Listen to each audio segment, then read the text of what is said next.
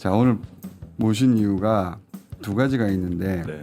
하나는 한동훈 전 대표가 자신이 국회로 가는 사이에 자기가 신뢰할 수 있는 공간자로부터 국회에 가면 체포된다. 목숨이 위험할 수 있다. 가족도 피신시켜라. 네. 이런 얘기를 절대 잡히면 안 된다 등등. 네. 그러니까 기억에 남는 대목들만 지금 얘기하는 거겠죠. 그중에 잊어버릴 수 없는 이야기들. 국회 절대 가지 마라. 피신하라. 체포된다. 잡히면 죽는다. 가족도 피신시켜라.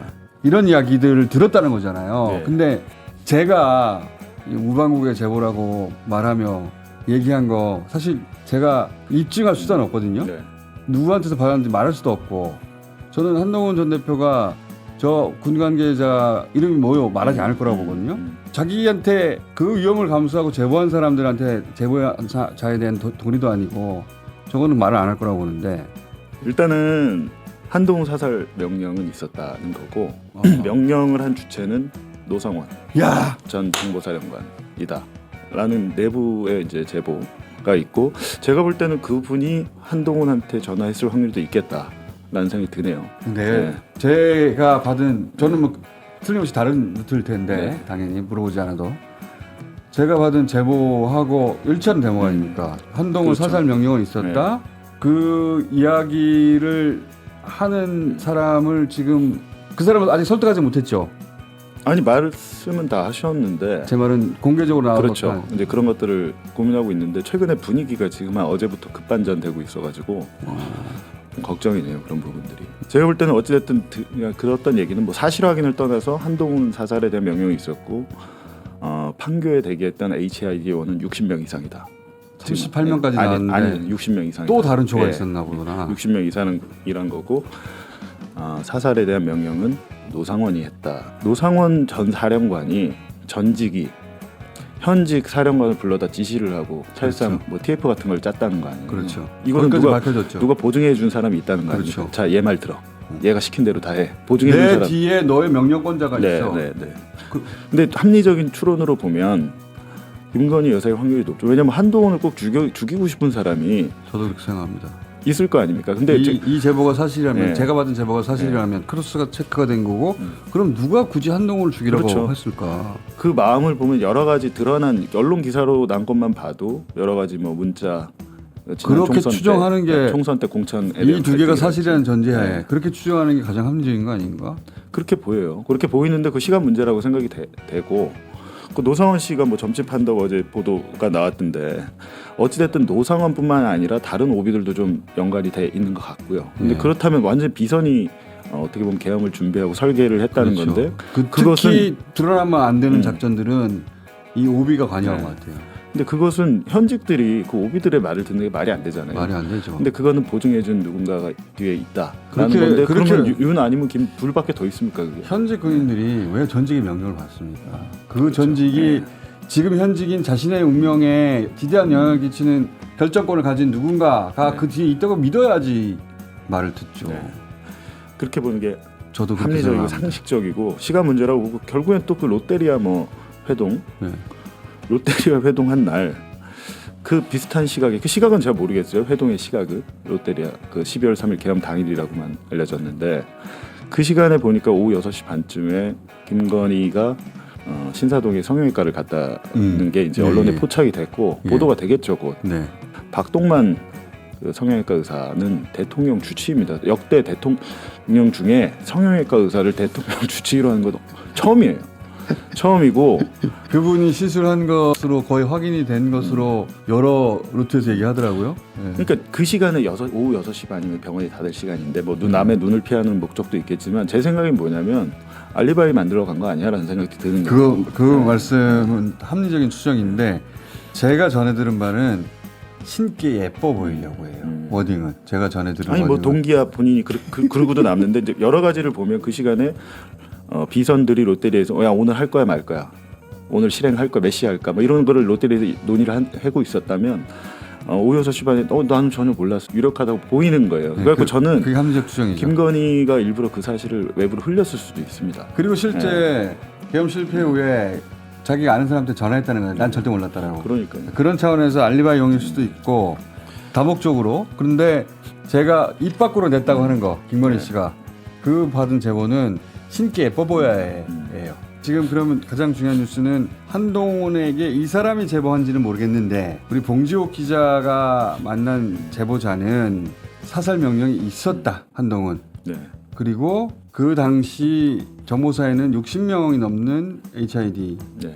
그 특수 목적을 띤 대원들이 존재했다. 예. 그 절반만 밝혀진 셈인데 그러면 HID가 무슨 체포하려고 보이진 않잖아요. 그건 말도 안 되죠. 그건 말도 안 되고. 제가 이제 어제 한참 그 얘기를 좀 했는데 홍정원 1차장이 명단 받아 적다가 집어 던졌다는 식으로 네. 저는 이제 홍정원 1차장이 2차 계엄 가능성을 차단하는데 큰 기여를 한 분이라고 생각하고 나라를 구했다고 생각해요 진짜. 그리고 이분이 과거에 어쨌든 간에 정말 중요한 결단을 했다고 생각하는데 그런데 이분이 블랙 출신이잖아요. 네. 블랙 출신으로 1차장까지 갔단 말이에요. 그렇죠. 영민한 분이라는 얘기고 눈치도 빠른 분이라는 분이고 두뇌에전 굉장히 좋은 그런 분이라는 뜻인데 근데 블랙을 하던 사람들이 이 명단만 듣고 집어던졌다? 저는 그건 아니라고 생각했어요. 이게 제가 가진 의문, 많은 분들이 그런 의문을 가졌을 수도 있을 것 같은데 저는 그런 의문을 가졌어요. 블랙 출신인데 이제 블랙이라는 건 국정원 뒤에 우리가 모르는 많은 블랙 오퍼레이션을 했던 분인데 이 명단 듣고 던졌다는 게 자기 커리어 전체를 던진 거거든요. 이게 평생 국정원에서 블랙으로 거기까지 간 입지전적인 인물인데 이거를 명단 듣고 던졌다고? 나는 그건 못 믿겠고 밝히지 않은 이유가 있다. 생각해보면 이분이 우크라이나에 10월 만에 직접 우리 한국 대표단을 끌고 우크라이나에 갔던 단장이었거든요. 네. 그리고 국정원이 주도해가지고 그때 우크라이나 관련 뉴스를 막 쏟아낼 때예요. 네. 근데 이 당시 메모지를 떠보면 우크라이나 정보 당국의 주소 메모지예요 이게. 우크라이나 안보. 그죠 안 보고. 그래서 저는 블랙 출신의 국정원에서 평생 커리어를 쌓아서 거기까지 간 사람이 자기 커리어를 다 한순간에 집어던질 정도면 이거는 당시 본인이 올인하고 있던 우크라이나와 관련된 어떤 모종의 지시를 받는데 그 지시를 받다가 이 미친놈 소리를 나면서 바로 국회로 달려간 게 아닐까? 근데 이제 그게 뭔지는 모르겠는데 게다가 추가로 밝혀진 게 어제 김병주 의원이 HID 요원 모을 때 러시아 능통자를 모았다고 했거든요. 국내 작전하는데 러시아 능통자가 왜 필요해? 네. 더군다나 우크라이나에 북한군이 가 있잖아요 지금. 그러니까 HID를 북한군복을 입혀가지고 2주 이상 준비를 하고 있으니까 개인 물품을 글로 보내서 어떤 작전을 하려고 했던 것 같고 그때 러시아 능통자가 필요했나 보다. 여기까지 제가 한 추론인데 이거는 홍장원 차장밖에 모른단 말이죠.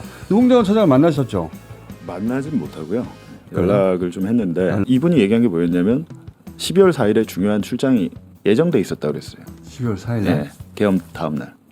아. 그 얘기가 이제 우크라이나로? 아니요. 그거는 밝히질 않았는데 중요한 출장이 예정돼 있었다라는 거죠. 그러니까 그거는 자기의 알리바이. 난 몰랐다.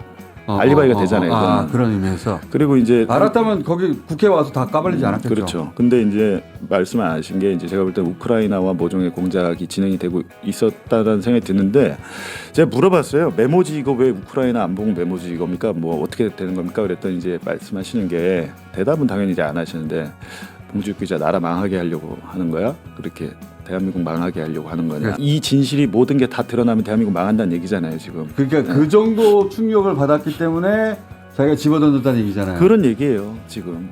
홍장원 1차장이 명단 듣다가 집어던졌다는 건 말이 안 되고 그게 밝혀지면 나라가 망할 거야 라고 생각할 정도의 지시를 받았는데 이거 미친놈이구나 하고 집어던지고 온 것 같은데 왜 그러냐면 예.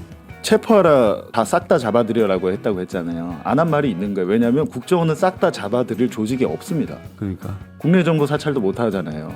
대테러 부대는 주로 경찰 특공대나 해경 특공대를 지휘하는 게 국정원이지. 그러니까 그 말 듣고 집어던진 게 아니야. 국정원에서 특공대를 직접 그 직원들이 하진 그게 않아요. 무슨 말을 들었냐고요.